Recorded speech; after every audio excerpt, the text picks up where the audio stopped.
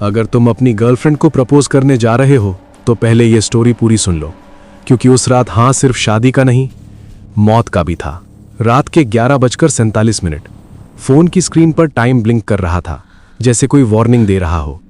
शहर की सड़कें खाली थीं, स्ट्रीट लाइट जल रही थी, लेकिन रोशनी जमीन तक पहुंच ही नहीं रही थी। मैं बाइक चला रहा था और मेरे दिल की धड़कन इंजन से तेज हो चुकी थी। आज मैं अपनी गर्लफ्रेंड अनाया को प्रपोज करने वाला था, पर जगह नॉर्मल नहीं थी, पुराना कब्रिस्तान। लोग कहते हैं प्यार में जगह मैटर नहीं करती, लेकिन शायद उन लोगों ने कभी कब्रिस्तान में प्यार का इजहार नहीं किया। गेट के पास बाइक रोकी, जंग लगा हुआ लोहे का दरवाजा हवा के साथ चीच करता हुआ खुला। अंदर से ठंडी हवा आई, जैसे किसी ने मेरी गर्दन पर सांस छोड़ दी हो। मैंने ठीक जगह चूज की है ना, मैंने खुद से पूछा। तभी फोन वाइब्रेट हुआ। अनाया कॉलिंग। मैं आ गई हूं। उसकी आवाज नॉर्मल थी, लेकिन बैकग्राउंड में हवा बहुत तेज सुनाई दे रही थी। गेट के बाहर वो खड़ी थी, सफेद ड्रेस, खुले बाल और चेहरा बिल्कुल शांत। बस एक अजीब बात थी, उसकी आंखों के नीचे गहरा साया था, जैसे वो कई रातों से सोई ही ना हो। तुम्हें सच में यही प्रपोज करना है? उसने आधी हंसी में कहा। ट्रस्ट मी, मैंने कहा और उसका हाथ पकड़ लिया। उसका हाथ बर्फ जैसा ठंडा। मैंने हाथ छोड़ना चाहा, लेकिन उसकी पकड़ अचानक टाइट हो गई। हम कब्रिस्तान के अंदर चल पड़े। हर कदम के साथ मुझे लग रहा था जैसे कोई पीछे से देख रहा हो। कब्रों के पत्थर आधे टूटे हुए, कुछ पर नाम, कुछ पर सिर्फ साल और कुछ बिल्कुल खाली। हवा अचानक रुक गई। पूरा कब्रिस्तान बिल्कुल चुप, इतनी चुप कि अपनी सांस भी चीख जैसी लग रही थी।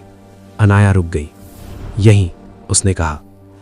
मेरे सामने एक पुरानी कब्र थी, उस पर लिखा था अनाया शर्मा, 1999 2023। मेरे हाथ से रिंग गिरते गिरते बची। ये मजाक है ना? मैंने कहा। अनाया ने कब्र को प्यार से छुआ, जैसे वो अपना ही नाम पढ़ रही हो। तुम्हें याद नहीं? उसने धीरे से कहा। उस रात की बारिश, तुम्हारी बाइक और मैं सड़क पर। मेरे दिमाग में फ्लैशेस आने लगे। खून, स्क्रीम्स, एम्बुलेंस की आवाज। डॉक्टर ने कहा था तुम जिंदा हो, मैंने चिल्लाते हुए कहा। अनाया हंस पड़ी, लेकिन उसकी हंसी में एको था, जैसे कई लोग एक साथ हंस रहे हो। तुमने कब मेरी हार्ट बीट सुनी? वो बोली। तुमने कब मेरी सांस महसूस की? उसकी आंखें धीरे धीरे काली हो गईं। सफेद ड्रेस पर लाल दाग उभर आए। जमीन हिली। एक कब्र से हाथ निकला, फिर दूसरी से, फिर तीसरी से। सूखी हड्डियां जिंदा लग रही थीं। मैं भागना चाहता था, लेकिन मेरे पैर जमीन में धंस रहे थे। तुम मुझे छोड़कर चले गए थे अनाया। अनाया की आवाज अब भारी हो चुकी थी। और मैंने तुम्हारा इंतजार किया हर रात। वो बिल्कुल मेरे सामने आ गई। उसका चेहरा सड़ चुका था, चमड़ी लटक रही थी, आंखों से काला पानी टपक रहा था। तुम प्रपोज करने आए हो ना? उसने कहा। मैंने कांपते हाथ से रिंग निकाली, शायद डर से, शायद प्यार से, या शायद मजबूरी से। मैं घुटनों पर बैठ गया। Anaya, will you marry me? कब्रिस्तान में चीखों की आवाज गूंज उठी। उसने अपना हाथ आगे बढ़ाया। हाथ नहीं, सिर्फ हड्डी। एक शर्त पर, उसने कहा। क्या? मेरी आवाज टूट चुकी थी।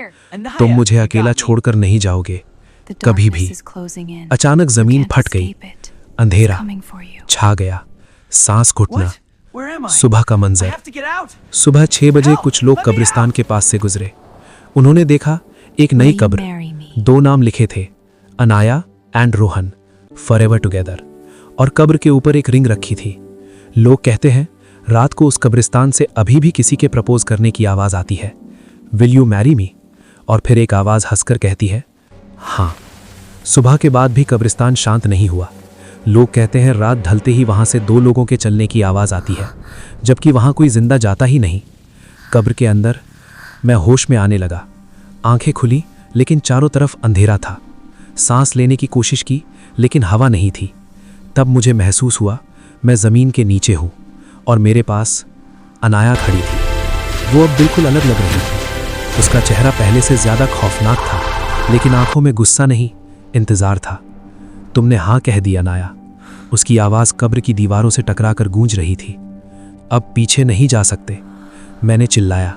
ये शादी नहीं थी, मजबूरी थी। अनाया धीरे धीरे मेरी तरफ बढ़ी। हर कदम पर कब्र की मिट्टी गिरने लगी। प्यार और मजबूरी में बस एक ही फ़र्क होता है, उसने कहा। प्यार में तुम अपनी ज़िंदगी देते हो और मजबूरी में भी। उसने मेरी छाती पर हाथ रखा। मैंने अपनी हार्ट बीट महसूस की, लेकिन वो धीरे धीरे उसके हाथ में जा रही थी। मुझे जिंदा रहने के लिए किसी की ज़रूरत होती है, अनाया बोली, और तुमने वादा किया था साथ रहने का। अचानक कब्र के बाहर से आवाज़ आई। कौन है वहाँ? कोई गार्ड था, शायद रात की ड्यूटी पर। अनाया का चेहरा बदल गया, उसकी आंखें लाल हो गईं। तुम्हारा वक्त आ गया, उसने कहा। मैंने पूरी ताकत से चिल्लाया। उसी पल एक तेज रोशनी हुई। गार्ड ने कब्र खोली। मैं बाहर गिर पड़ा, सांस लेते हुए, जिंदा। पर जब मैंने पीछे देखा, कब्र खाली थी, अनाया गायब थी।